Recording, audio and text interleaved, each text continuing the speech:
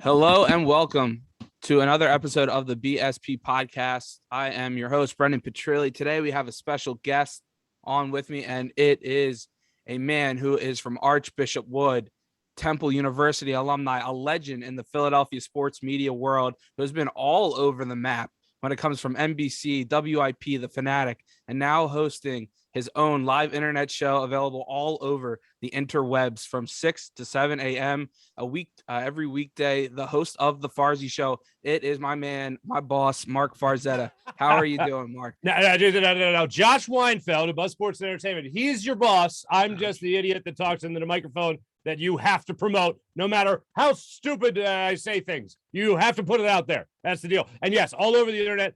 We are huge in Australia. I think it's because of Ben Simmons and Matisse Thybulle and Jordan Mailata. But yes, growing the audience one day at a time through all social media and all digital platforms. Yeah, it's been absolutely fun. I kind of got back into following you a little bit more over the past couple months now. And it was just funny where I saw on Twitter, you guys were looking for people to help out, try to grow your channel, YouTube, sure, Instagram, and everything. And me, myself and you, we went back and forth a little bit about the Flyers one night on Twitter. And you actually asked one of your guests, like, oh, what should my expectations be for this Flyer season? And you're like, somebody asked me on Twitter. I just wanted to be sure. So I thought that was cool. And then now I'm working for you, chopping up your social media clips and your YouTube, running your YouTube page. Lucky you just spending hours staring at my stupid face. You're the luckiest guy in the world. Yeah, it's been a lot of fun, and I appreciate it. I appreciate you coming on and giving me a little bit of your time here. Yeah, I mean, so when I go, I'm just an average person here. I see Marc Farzetta. I know you a little bit from working on the radio. What am I expecting when I go to click on the Farzy Show at 6 a.m. every morning? You're going to get fun, informative, no holds barred, very honest sports opinions about the Philadelphia sports scene and beyond. Because, as you said, we're in the World Wide Web, so I try to cover things that aren't just based in Philadelphia. I always try to apply things to what if it happened here, whether that's anything that happened in the entertainment industry or another sports city across America. What if it happened here? What would our take be on it? But basically, I try to keep it fun. I try to keep it light. And it's an hour of hard-hitting sports journalism every single day. Live episode tapes every day, 6 a.m. to 7 a.m. And then it's available for content consumption throughout the day. Yeah, I mean, watching the shows every morning now, I mean, you've had some absolutely awesome guests each and every day on the show. And it's just a lot of very, very cool and knowledgeable information where you might not see all these people. There's a lot of different writers. You've had, you had who you have last week, Mark Zumoff coming out. He hasn't been doing a whole lot since he's retired, and hearing from him was absolutely really cool. Ruben Frank was on last week. Today you had G Cobb on, Gary Cobb. That was really cool to get his perspective going into this playoff weekend. So, I mean, I really have been digging the show, and I really recommend everybody else to go out and go subscribe on YouTube. That helps us all out here. You know, me trying to boost the YouTube page, and it's just been a lot of fun. It's an hour out of the day. You can listen to it whenever you want. It doesn't have to be from 6 to 7 a.m. That's the great thing about all these different platforms now, which I find very cool. Mm-hmm. But I appreciate you saying that. I appreciate the work you do on the show. And it did not go unnoticed that when you came aboard, we had a lot of subscribers jump there because they said, I'm here because Brendan sent me. And I said, well, all right, welcome aboard. Glad to have you. And that did not go unnoticed. And I appreciate you mentioned that about the guests. Before I book somebody, like tomorrow's show, Friday's show before the Eagles game, I try to say to myself, who's somebody that we haven't heard from in a while? Who's somebody that I know the Philadelphia sports scene would like to hear from? Who is somebody that they'd like to get to know a little bit more? And tomorrow, my very good friend, personally and professionally, Natalie Eganoff will be on the show. So we'll be chopping it up with her, talking all things Eagles and Tampa Bay. Awesome. Yeah, that'll be real cool. Before we dive into a little bit more about yourself, your career, and then into the Philadelphia sports scene as we know it right now, I just want to kind of throw a couple things at you here that I think maybe we can do on the show. I myself personally, I'm trying to be a content creator. I want to try to get more involved. So I just want to see what you think of a couple of these ideas here. One of your sponsors is WinView, right? Mm-hmm. And, it's one of these apps where you can go bet against your friends, just a friendly competition. I was wondering if you think maybe like myself, you, and other people on the crew, maybe we'll do like a challenge or something every week to like keep updated, to get interaction on social media. People Definitely. will try to tail us, on social media, let us know what they think of our picks, whether we're geniuses or idiots. Yeah, no, it's a great app. It really is. I have a lot of fun on it. When I have, for instance, fantasy football, one of the things they always talk about is if you're having a bad week in fantasy football, maybe challenge that person you're playing in fantasy football to a win view contest and see if you can win a little bit more cash right then and there, as opposed to waiting to the end of the year. Like I actually finished second. I lost my championship in my fantasy league.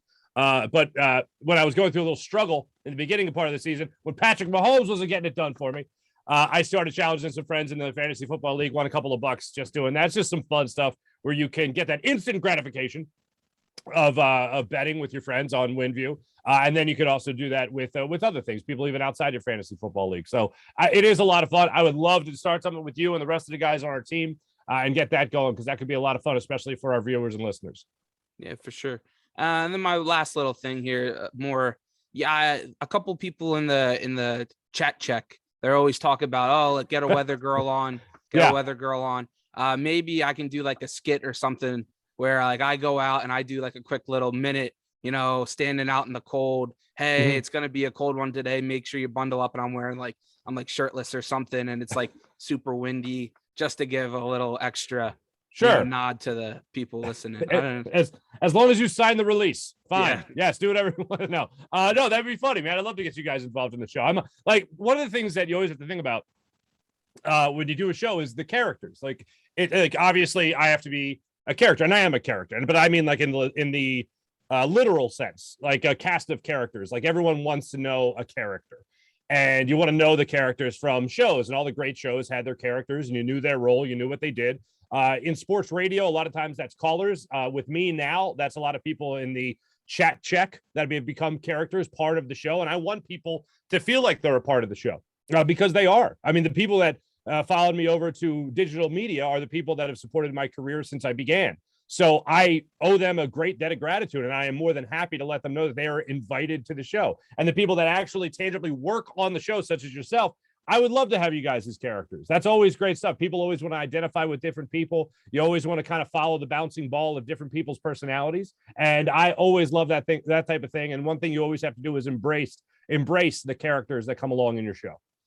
Awesome. Yeah. I'm excited to see where we go moving forward here. I mean, we've seen a lot of growth on Instagram, Twitter. Your Twitter's always popping off, and the Farzy Instagram page has been getting a lot of love lately from number 5. How about that? We got a repost today from Donovan McNabb, which is real cool. So, I mean, it's interesting to see where we move forward. Make sure you go follow my Instagram and Twitter also, Brendan Petrilli, Instagram, Facebook, Twitter, wherever, and check out the BSP Twitter too. I'm trying to get that going where, if you listen to the show, I'm going to, daily question upload just to get that a little bit more feedback from everybody listening. But now let's get a little bit more into the startup here. Young Mr. Marc Farzetta coming out of Archbishop Wood, Temple University. When was the moment where you're kind of like, this is what I want to do? I want to try to get into sports talk radio. Or did you ever realize that moment? Yes, I can tell you the exact moment. As a matter of fact, I was born in Ambler, Pennsylvania, but we moved out of the area for a while. We moved up to Rochester, New York, and then Baltimore, Maryland, where my grandfather was actually an usher for the Orioles for a number of years. So I went to a lot of Orioles games growing up in the, obviously the American League. What do you think of that stadium real quick? Sorry. Well, I went to Memorial Stadium a bunch of times, and then I was there for the first night game ever at Camden Yards. And then I was at Camden Yards a bunch. Love it. Still one of my favorite stadiums in all of baseball. And I've been to a bunch of them. One of my favorite stadiums to go to. My wife is actually from the Baltimore area. So we try to go down there as often as possible. It's been a minute since we've been there, but I always love going down there. I got a lot of family and cousins down there in the Baltimore area. Dundalk, more specifically, tropical, beautiful Dundalk. For anyone that knows where my grandma, she lived there for forever growing up. Really? Yeah, I'm living at her house right now, actually, which is kind of funny.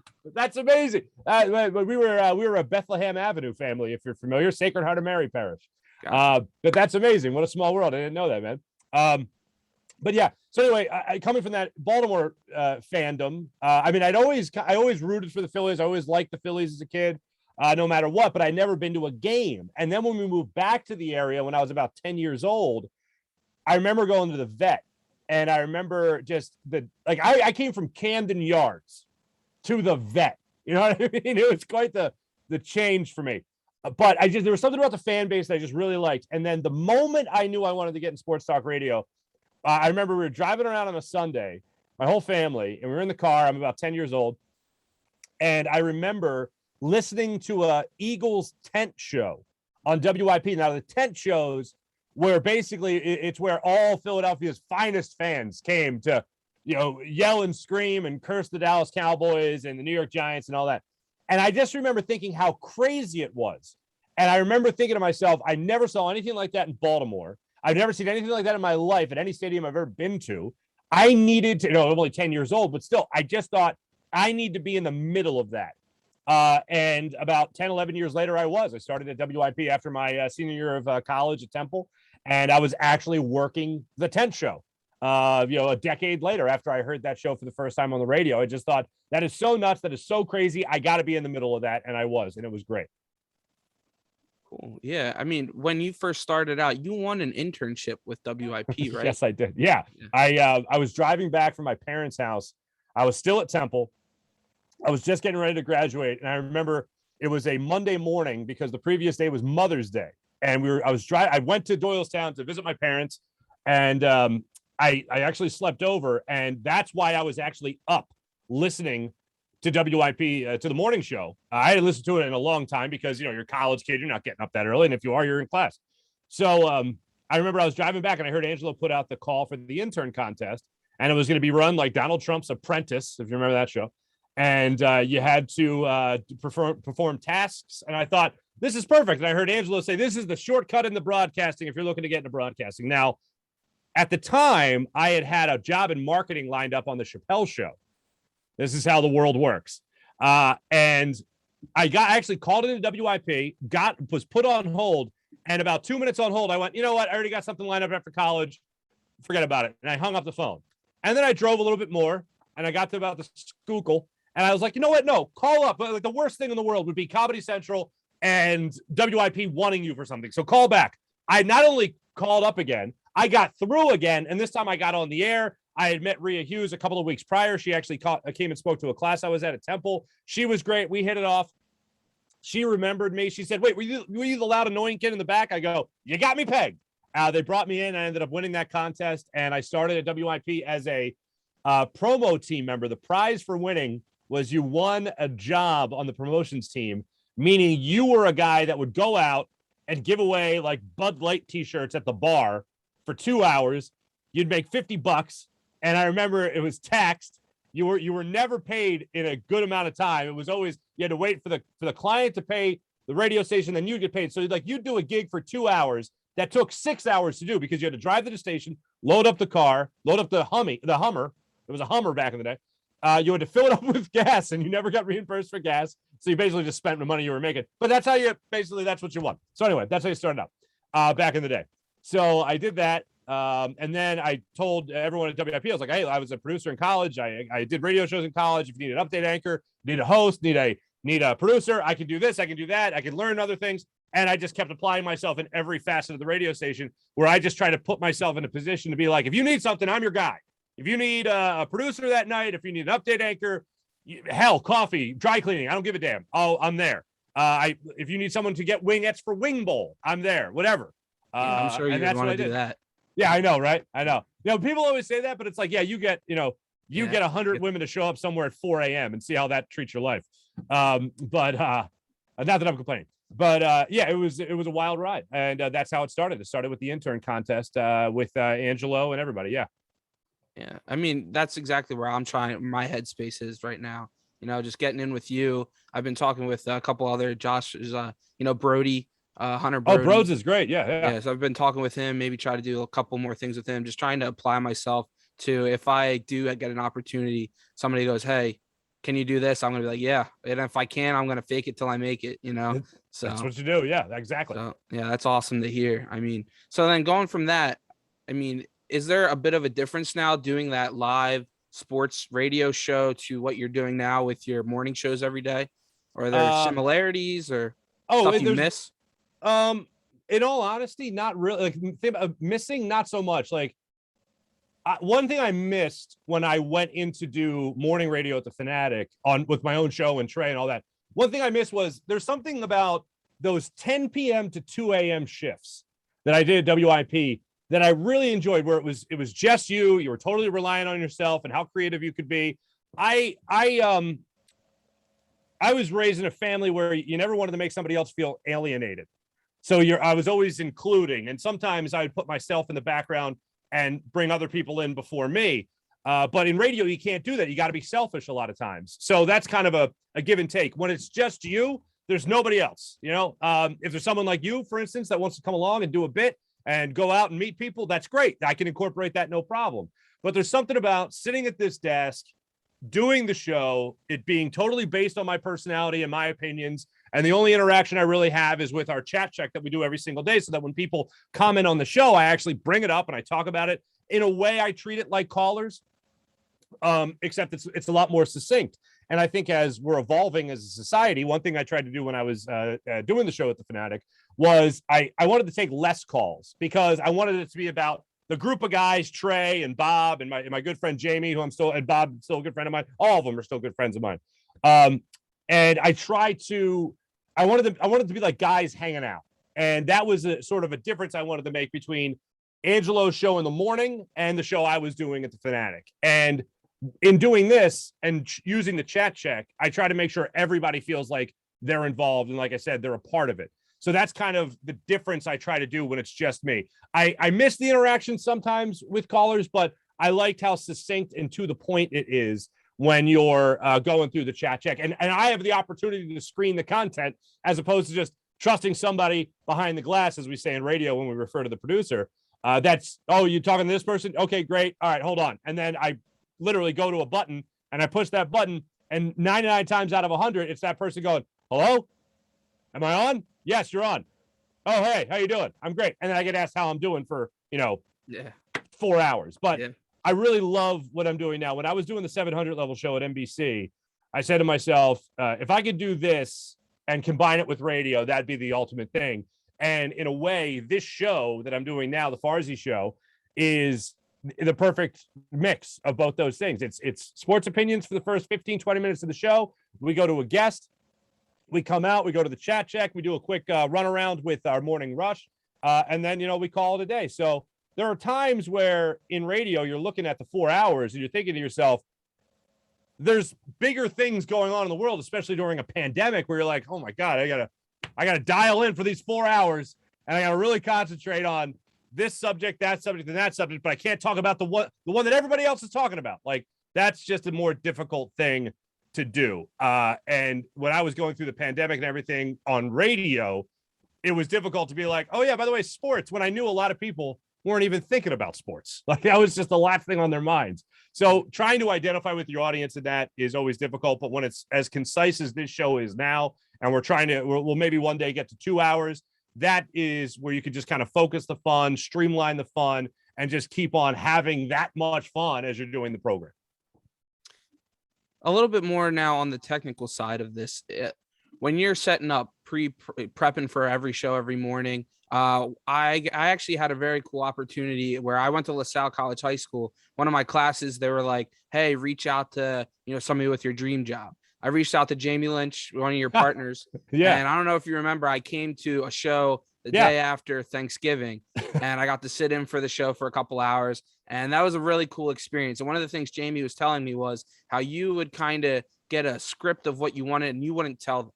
And you'd kind of just like wait and see what their reactions were. What's that prep like for you every day going into a show? Now or when I was in radio? When you were in radio, and then now, is it any different now when you're doing this live show? It is, because I don't have the characters people to talk to, to incorporate. One of the things that I think makes radio so great is how spontaneous it is. And I think the minute you rehearse something outside of an actual bit, that's the minute you really start to lose people, because this is so scripted, this is so structured. Like, I think you lose a lot of people when you have local sports talk radio. The national shows, it's like you can almost hear the list and you're like, all right, there's no spontaneity, everything's rehearsed. I don't like that. But I think what brings people in the radio is the spontaneity of it. So I wouldn't do that. And I that's something that in all honesty, I know Angelo does as well. He doesn't give like Al and Angelo don't have a meeting before the show. At most, like Rhea or Joe Wechter, the producer, might give Angelo a story. Hey, just see this, but that's about it. And I would tell Bob or Jamie or anybody, if you have something, let's talk. Like, just say, hey, by the way, I want to get to this, or I saw this and it pissed me off, and I want to talk about it. Or, did you see this? Is hilarious. It wasn't like this is the end all be all of what we're talking about. The key is to, again, make sure everybody is incorporated, their ideas are incorporated. So the spontaneity of it is great. And I wouldn't mind or hold back if they happen to bring up something that was not brought to my attention before the show. Because again, for me, it was all about spontaneity. I would have my list of like 10 to 15 topics that we'd have for a 4-hour show every day. I started to, towards the end of my run there at the Fanatics, started to share that a little bit. But I've always felt it was better when it was more spontaneous.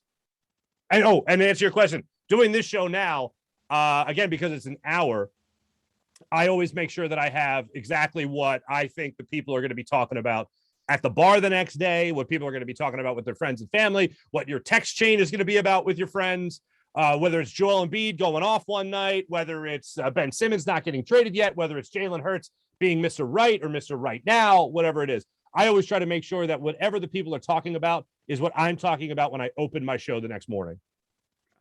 Gotcha. So now you're looking back on, you know, a young Marc. What would something that you would tell yourself, you know, when you're coming up through the industry that you might not have known then that you know now? You know, some tips that you've learned. You know, I had such an idea. This is gonna make me sound so arrogant. I mean, you learn things as you go on, no matter what. I get that, but I watched Angelo for so long that I knew from the get-go, and I come from a family where if you don't have a good work ethic, it's like no one's got the time of day for you. My grandfather worked, you know, a million jobs. My father worked his ass off my whole life, and my mom worked her ass. Like everybody in my family, just a bunch of hard workers. So for me, the work ethic was an easy thing, not an easy thing, but I adapted to that life where this isn't a job, it's a lifestyle. So I knew that going into it. I know that kind of catches people off guard. One of the things that I definitely took time to get used to was in the beginning of a sports broadcasting career. It's like someone will say in the beginning, oh, the NFL draft, that's affecting my life because I got to be at this event. And then I got to go over to this event and I got to go over to that event and I got to do this. Or, you know, oh, it's free agency. Oh, this is cool. I got to sit home and watch all the free agent tickers and follow Twitter and all that stuff. So I got to, you know, in the beginning, you're like excited that stuff affects your life. And then you start to have a life and you're like, oh, wait a minute. The NFL draft is affecting my life. I can't do that. I can't enjoy this night because I have to work. Like it's a different thing that you got to get used to because you're so used to being excited about those things. And then you go, oh, wait a minute. I can't like go to the game and have fun. I got to sit here at my desk and literally take notes for the Eagles game that I'm, you know, currently watching, getting ready to do a post-game show on and getting ready to do my own show on. So that's something that you got to make sure you know how to separate. It was more abrupt than I expected. That's probably the one thing. It'd be like, all right, look, I would have been taking notes for games like in high school. Like that's as early as I started doing it. So it was something that I didn't really have to grow accustomed to. I was accustomed to it. But in terms of the overall impact and having to watch games twice just to pick up things that maybe you missed the first time around, that's something that I think a lot of people don't realize you got to do when you're going through something with a fine, what do you call it? A fine tooth comb, whatever it is. Yeah. As you're going through it like that, it kind of catches you off guard when you first have to do it. Gotcha. Yeah, no, I mean, absolutely awesome. I'm learning a heck of a lot from you. I really appreciate your time. I mean, I know I said like a half hour or a little more. Do you have more time to talk about? I got a little bit of time. Sure. Okay. Yeah. I don't want to go past what we were. I'll tell you to shut up and wrap it. No. All right. Yeah. No, whatever you need, man. One of the things when, you know, I listen to your show every day and cut stuff up, you said you've given up on baseball. Is that true? For the most part, I here's where I'm at with baseball. And this is someone who is a devout baseball fan. Like literally, I had the Philly Fanatic in my crib as a kid, would play baseball in the living room. My mom, I always say my mom taught me how to be a fan. My dad taught me sports. I got my Philly stuff right here. Oh, my man. Okay. Oh, there you go. Very nice. My mom in beautiful Dundalk. Hey, stop by Jimmy's for me. Give me some crab cakes. Anyway, my mom, I wasn't a good hitter. My mom, when I was a kid, would take a aluminum foil and crumple it up in a ball, like about that big. And I would stand in the living room and she would stand in the kitchen, and she would literally have batting practice with me in the house. Like that's how I just love playing baseball. My dad was always up for going out and having a catch.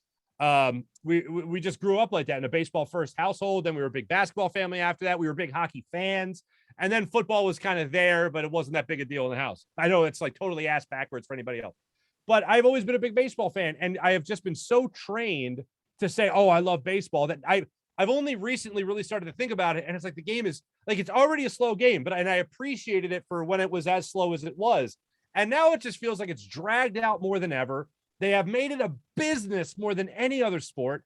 And I just don't like the game the way I used to like the game. I used to love the game. Now I feel like more or less I just can watch the Phillies. Like it's becoming more of, I'm not necessarily a huge hockey fan, but I'm a big Flyers fan. It's becoming more of, I'm not so much a big baseball fan. I'm more a Phillies fan. And with the way the game is played nowadays, it's just not like it was. And in even saying that out loud, I feel like an old man.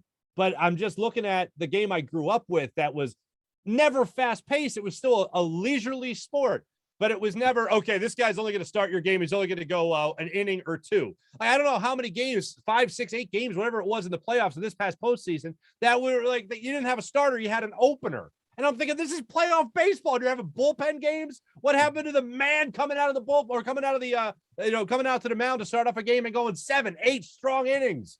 What happened to that? I thought that was better. That's where you could look forward to having starters take the mound. That's where you could look forward. Bulldog, Exactly. Whatever it was. Like even a guy lesser known, like Freddie Garcia was a guy that would pitch at 200 innings, like consistently. Joe Blanton, like these guys that would just go out there and just get it done for it, Sure.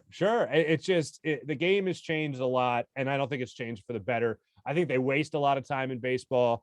The review rule, although good, I think there's a much faster way to do it. And there's a lot of things in baseball that they just need. I feel like they need to bring in an efficiency expert just to trim the fat of baseball and just say, all right, guys, first off, shut up about the business. Shut up about fighting over your money. Figure that out. You guys have never been more bitter towards one another ever. They had the health stuff figured out before the money thing was figured out in the COVID when they had the delayed season 2 years ago.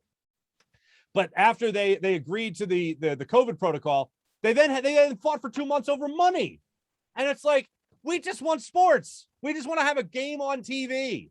And they couldn't give that to the fans for the longest time. And so many different times they thought, oh, no. We got to drag this out, because if we don't drag it out now, then they're going to take advantage of us when it comes time for the collective bargaining agreement. And guess what? They were going to do that anyway, as they're doing right now. So baseball for me has identified itself farther away from a sport and closer to just big business, more so than any other of the 4 major sports. Yeah, I mean, hopefully they can figure it out and we can actually have a baseball season start on time to be able to complain about and tell them how to fix. As we come moving forward here to spring training and pitchers and catchers. Now, let me hit the 2 big things that we've been talking about for months now on the show. And that is Ben Simmons ever going to get traded? Oh, yeah, he's going to get traded. I don't think it's happening at the trade deadline. I don't think this is all just GM speak or front office speak, executive talk with Daryl Morey about how dug in he is. When I heard Adrian Wojnarowski get asked by Malika Andrews earlier in the week about whether or not there's been any movement on the Ben Simmons front, and Woj's response was laughing. Yeah. I thought that was hilarious. Like, I just was like, well, we're not going anywhere. Literally the most plugged in guy with NBA news and notes, Adrian Wojnarowski, is finding it comical to even get asked the question whether or not there's been movement on the Ben Simmons front. So yes, he will get traded. I don't think it happens at the deadline. Maybe it happens on draft night when people get a little bit extra antsy. But I do believe that the 76ers are very much dug in on this for at least the remainder of this NBA season, and at least maybe the remainder of the NBA calendar year. So I think that they realize they're wasting Joel Embiid in this prime. I just hope that they're able to get something in return that is any semblance of a top 25 player in the NBA. and of course somebody that can play with Joel Embiid. But yes, he will get traded. I think it'll happen within the next 365 days. But I don't think it'll happen before the deadline. I don't think it'll happen before the draft night. Hey, it's good for business to always have something in your back pocket to talk about. Sure. You know? Yeah. I'd rather be talking about a winning basketball team. Yeah. Yeah, that too. Yeah. I mean, that's just not what's going on right now. And it's just a shame. I mean, it's tough seeing Joel go out there 8 straight games, 30-point games. And you're just like, this is awesome. But, you're floating around 500. What's that going to do for us? And that's just where the NBA is at this point. Right. And that's where I've kind of been out on the NBA, where it's really? you have to have those top 2-3 guys, or else what's the point? And it's just a shame where you have the guy and all of a sudden the I want to be out of here. I want to go play in LA, all this other stuff that you've seen since LeBron started it, 10 plus years ago when he went to the Heat. It's all been a domino effect. And I've kind of faded away from the NBA a little bit when it comes to that. But yeah, lastly, I agree. Yeah, but lastly here, I don't want to take, I want to thank you for so much for your time. I mean, this has been absolutely awesome. Thank you for your time. Everybody out there listening enjoys it. Make sure you go follow the Farzy Show on, Instagram, YouTube, and everything else. But we got the big game this weekend, Eagles Bucks. This is coming out tomorrow morning, just right after your show here. What are you thinking? How are you feeling? I know earlier in the week you were like, I don't think the Eagles are going to win. Today you were kind of floating, you're talking your way into it here. What do you think? Sunday afternoon, Eagles Bucks. Yeah, I just don't think the Eagles do it, unfortunately. But I'll say this: I think it's actually going to be a game. I know the Eagles right now are 8.5-point underdogs. Yeah, I wouldn't be shocked. I wouldn't be shocked if they covered that 8.5, especially with the way that the first game played out. With the Eagles being able to inch their way back into that game and only losing by 6, this Eagles team has to be able to run the football. And I know that's easier said than done against the Bucks. This Eagles team also has to get to Tom Brady, and that's the easiest thing that's said, but hardly ever done. I agree, and I even said this earlier in the week before we had G Cobb on the show Thursday morning. I said, you have to make sure Fletcher Cox and Javon Hargrave do whatever it takes to get them through the line of scrimmage. If that is sending another blitzer, if that's rushing 5, if that's making sure somebody else is getting through that line of scrimmage as well to free up those guys, then you will win this football game. Again, a lot easier said than done. If you can control the clock with running the football, keep Tom Brady off the field for as long as possible, keep your defensive line fresh, that's where you win this football game. I think the Eagles will have flashes of doing that, but I don't think they're going to have enough flashes to sustain an entire football game. I don't think they're going to win it. I think the Eagles are going to end up losing this game, and I'll go ahead and give you a prediction here. I think the Eagles, unfortunately, lose this game by a score of 31-22. I think they get 22 points again, but I think the Bucks outdo them a little bit more than they did before. I'm sitting around the 34-28 Bucks range there. I think there's going to be points scored. My biggest thing is when it comes down to it, can Jalen Hurts hit Devontae Smith deep? Right. That's my biggest thing. Quez Watkins deep. I know he can throw the ball over the middle, short to Goddard, get the ball. Sirianni's got a scheme to get Devontae Smith the ball like Miami does with Jalen Waddle, I think, because he can be a weapon for you. Quez Watkins can be a weapon if you get the ball in their hand and let them be the playmakers that they are. If they can do that, I think they got a real good chance to be able to beat this Tampa Bay team. But when it comes down to it, I think Tom Brady's just too much. I mean, I talked myself into the Eagles winning yesterday on my Trillion 10 episode debut yesterday, but you got to come down to it. I think it's 34-28 Bucks when it comes down to it. I don't know how you feel about that. Yeah, no, that's pretty good. See, I said earlier that they'd cover. I did my prediction before the line moved. It's 8.5 now. I did it at 9.5. So yes, I guess they wouldn't cover if I had them at 31-22. But yeah, maybe, hey, you know what? Maybe give them 24. Let's go 24. Let's go 31-24, and they still cover. I like that. My biggest thing is, hey, at the beginning of the year here, we weren't thinking Eagles were going to the playoffs. Everybody was banking on the 3 draft picks. Now we have the 3 draft picks, and we're in the playoffs. It's just been an absolute great turnaround here where we're playing with house money. Get the dog mask out. Let's rock and roll. Lane Johnson, Jason Kelsey, Jordan Mailata, and that offensive line need to go get dirty and just run the ball down their throat. And maybe we can have some fun on Sunday is where I'm sitting. I would love for that to happen, and I'm rooting for it to happen. And that's another thing that sucks about this business is you got to root to be wrong a lot of times. You got to make the picks. You got to make the picks. Yeah, no, I hear you. And I want to thank you again, Marc, so much. for just hopping on and talking a little bit about your career, about what's going on with baseball, Sixers, Eagles action here. Hopefully we can talk again in the next couple of weeks, as the Eagles are making a playoff push here. Absolutely. But thanks again so much. Thanks everybody out there for listening. Make sure you go follow the Farzy Show. Follow Marc on Twitter. Go follow myself on Twitter. I'm trying to boost up those followers. You know what I'm saying, as we're trying to grow here in the sports media business. But thanks everybody so much. Shout out to the 215 and go Birds. Go Birds. Thanks for having me, Brendan. You